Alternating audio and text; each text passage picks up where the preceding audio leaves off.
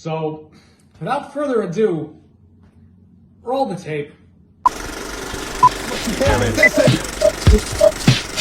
gon' give it to you. Fuck, wait for you to get it on your own. X gon' deliver to you. Knock, knock, open up the door, it's real. With the non-stop pop out and stainless steel. Go hard, getting busy with it. I got such a good heart that I make a motherfucker.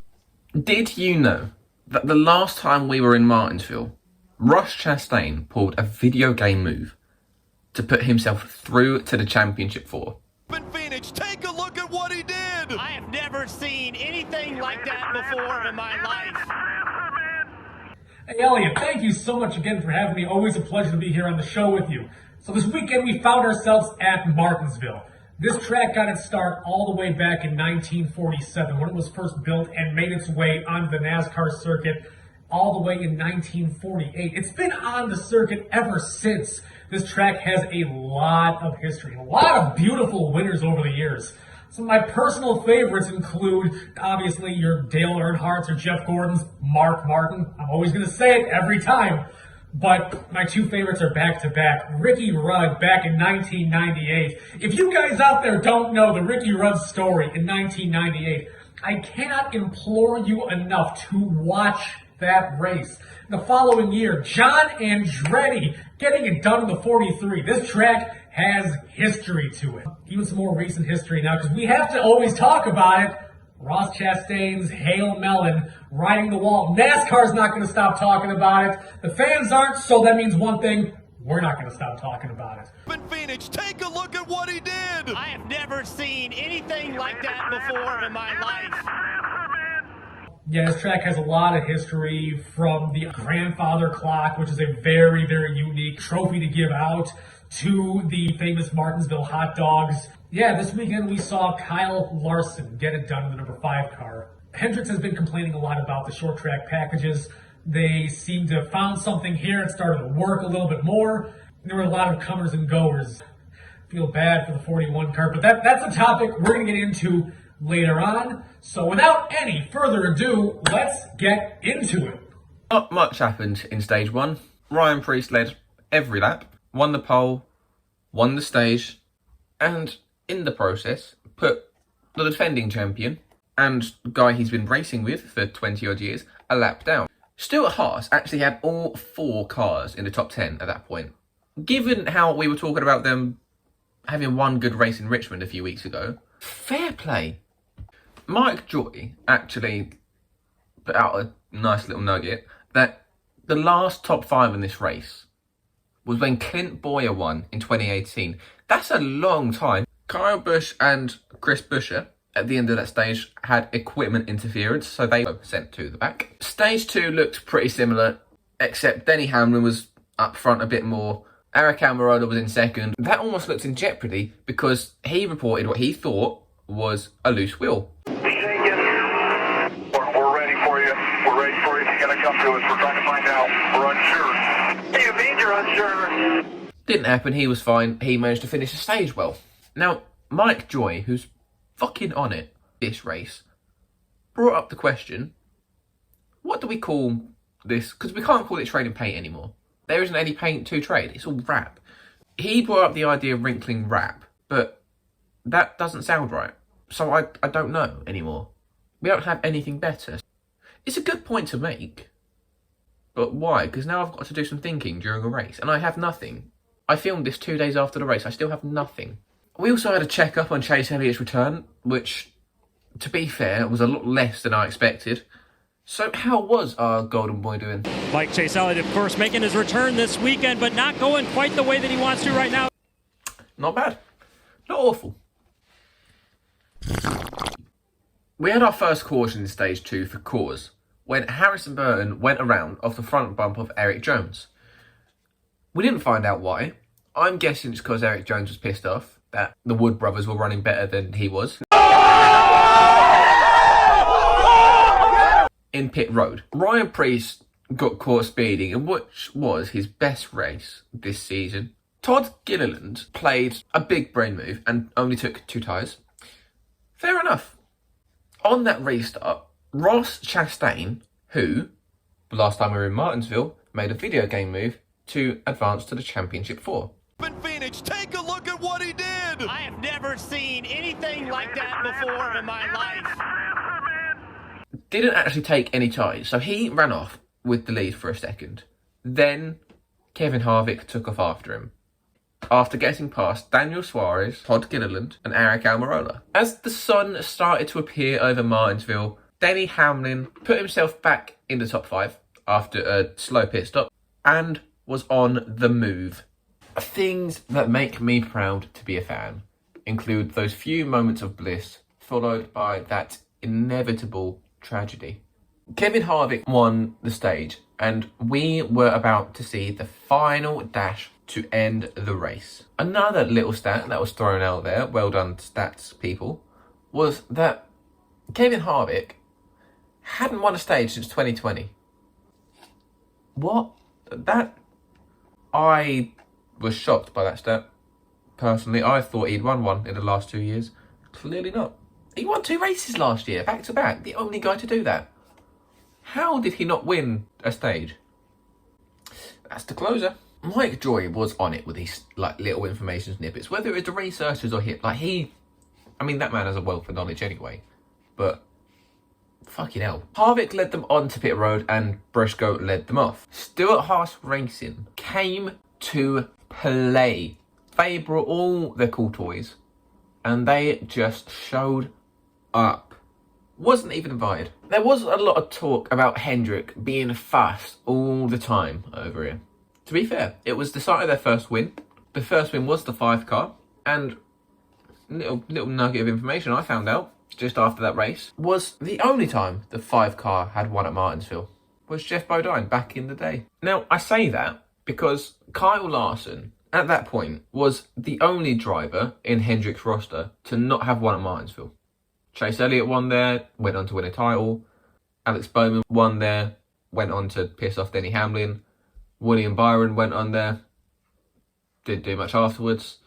And Kyle Larson is yet to win. So, the greatest driver of the generation. You thought he'd won there by now. The producers of Fox showed a picture of Chase Briscoe's broken finger. And let's be fair to him, that is a decent break. Corey LaJoie ended up getting into it with Kyle Busch, and Busch almost crashed out of that one. Busch showed him how to retaliate properly. Hamlin put Bubba Wallace a lap down, and I've never seen anybody try and unlap themselves as hard as Wallace did, especially when the guy that put you a lap down was your boss.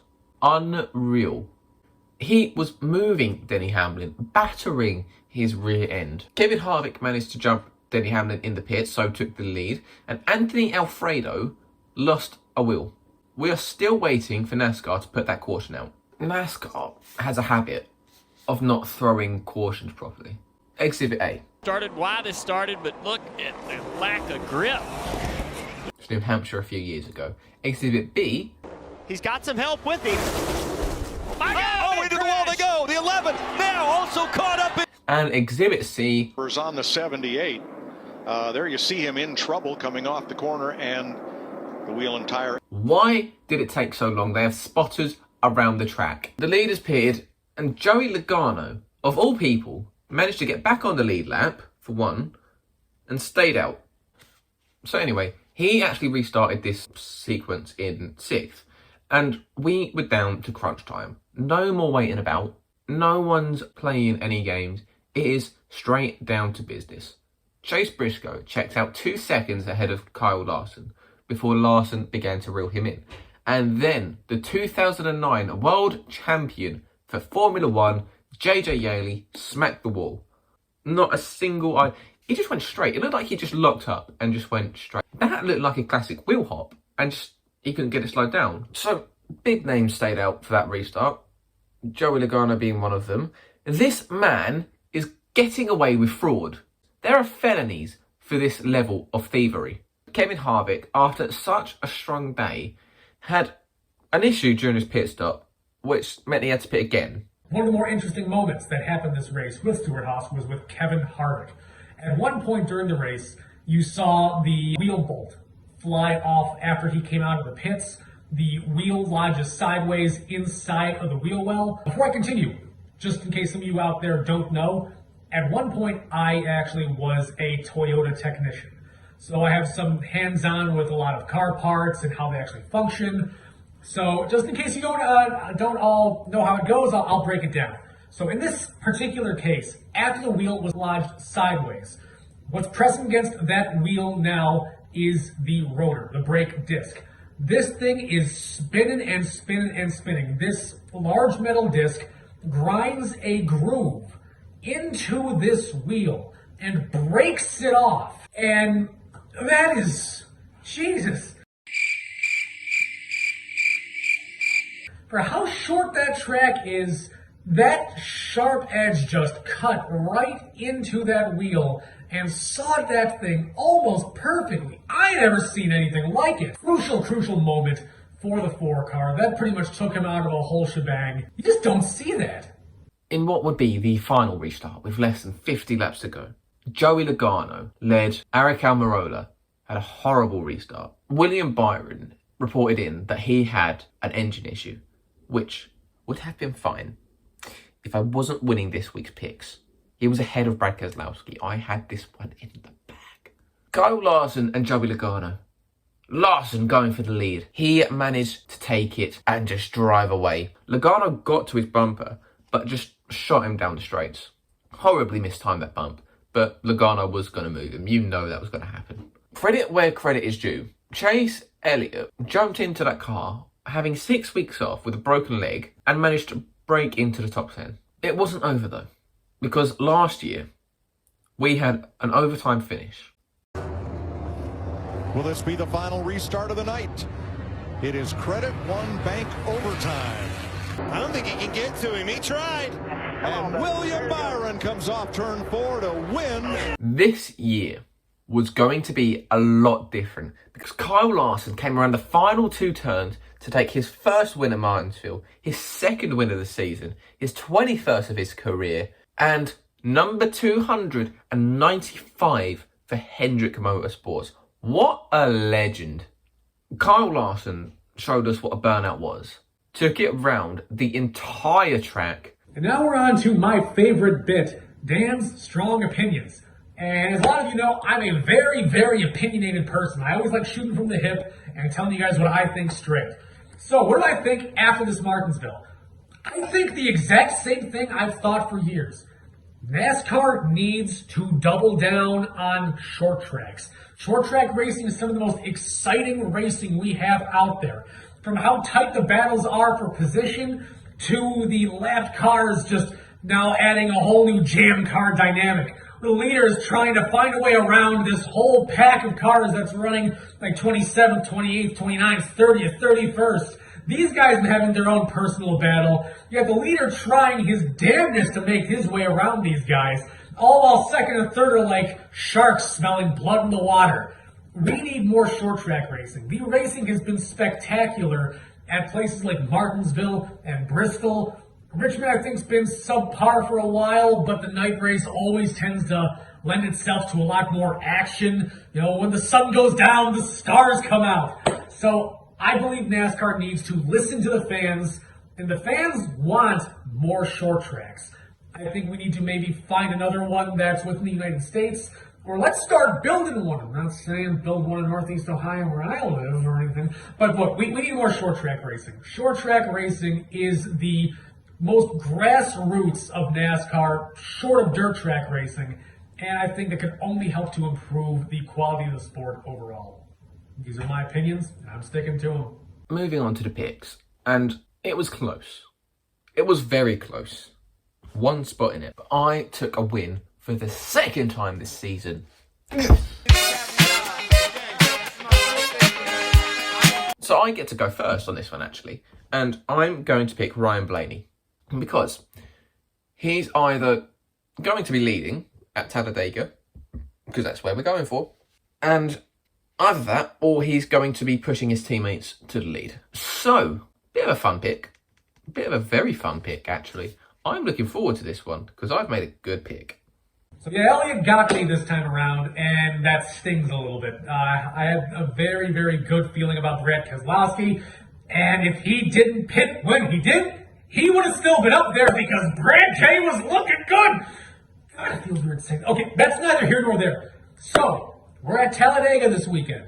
And what does that mean? That means that we're going to have a lot of guys up front that shouldn't be there. Well, who's one guy that's been up front that you almost feel like should be there now? Michael McDowell. I'm going with Michael McDowell this race. This whole year, we have seen such growth from the 34 car and his driver and his team. This new car has leveled the playing field for a lot of teams and drivers, and you're seeing it from Michael McDowell. He has what it takes to win on tracks like this. I love watching him win. It almost feels like the underdog story every time you see that 34 car up there, and you can't help but pull for the guy. I think he's going to get it done this weekend at Dega. I'm looking forward to seeing what that 34 team can do. It's Michael McDowell for Talladega 2023. Let's do it. Last video, I said I'd be doing a heat series on Twitch, which would be the case, except the game refuses to save my progress. So that's not happening, unfortunately, which is sad. I was looking forward to it. It was going to be 3 years late, but yeah, you know, shit happens. Elliot, thank you so much for having me here. Love being on here. Love talking auto racing. Love talking with all of you too. Let us know in the comments below any opinions you have. Let me know how wrong I am, how right he is. Give me a follow at CupDatesDan. It's been absolute ride on the Twitter front, just talking and getting to know a lot of people out there. So please involve yourself. I want to hear what you have to say. But yeah, always a pleasure. And hey, you guys, y'all have a good night now. Subscribe to my new YouTube channel, which will be Alfira Penguino, where I'll be putting any gameplay footage up there. When I get the time, obviously. I have a day job, I have to remember that. I'll start recording soon for that. Cheers.